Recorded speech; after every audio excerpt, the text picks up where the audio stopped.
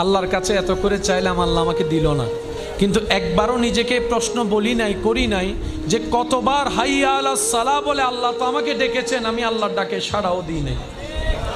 জীবনের 1000 বার চলে গিয়েছে হাইয়া আলাস সালাহ শুনেছি, কিন্তু সাড়া দিতে পারি নাই।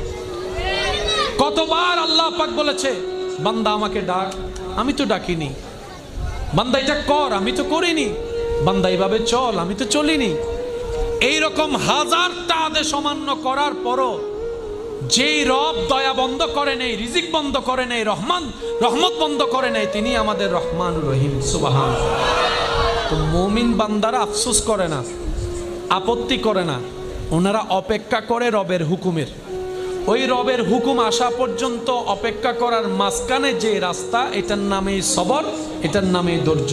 বলেন না সুবহানাল্লাহ। ওনারা সবরের রাস্তা দিয়ে যায়, শুকরের মাধ্যমে